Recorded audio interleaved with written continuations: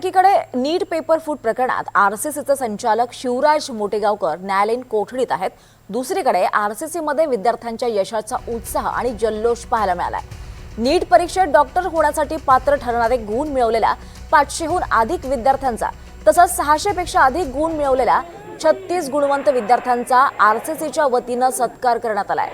या कार्यक्रमाला विद्यार्थी, पालक आणि शिक्षकांची मोठी उपस्थिती होती. एकीकडे मोटेगावकर चौकशीचं सावट कायम आहे आणि दुसरीकडे विद्यार्थ्यांनी आपल्या यशाचा आनंद उत्साहात साजरा केल्याचं चित्र आरसीसी मध्ये पाहायला मिळालंय. अधिक माहिती घेऊयात आमचे प्रतिनिधी विष्णू बुर्गे यांच्याकडून. विष्णू, आपण पाहतोय की इथे या आरसीसीच्या क्लासच्या विद्यार्थ्यांचा, गुणवंत विद्यार्थ्यांचा सत्कार होतोय. खरं तर नीटचा निकाल लागला, नीटचा निकाल लागला आणि त्यानंतर हा जल्लोष पाहायला मिळतोय.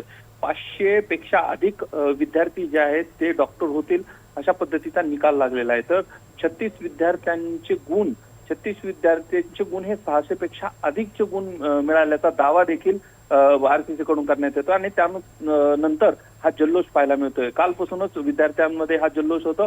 अनेक वेळा या ठिकाणी जल्लोष झाल्याचं पाहायला मिळालं. मागच्या वर्षी देखील मोठा जल्लोष या ट्युशन एरिया भागामध्ये खुद्द जे आहे ते मोटेगावकर, शिवराज मोटेगावकरनं केल्याचं पाहायला मिळालं.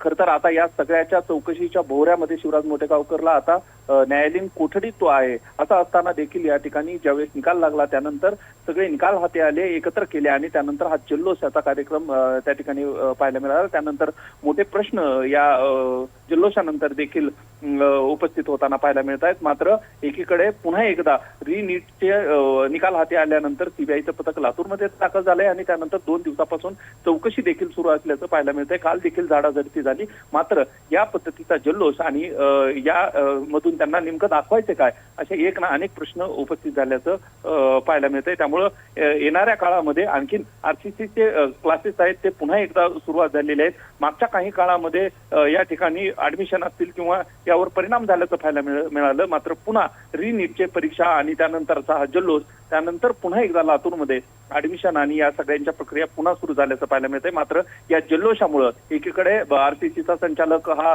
जेलमध्ये असताना किंवा कोठडीत असताना किंवा सीबीआयची ही कोठडी असताना दुसरीकडे मात्र विद्यार्थी जल्लोष करतायत आणि त्यामुळे चर्चा सुरू झालेल्या आहेत. निश्चितच. धन्यवाद विष्णू सविस्तर माहितीसाठी.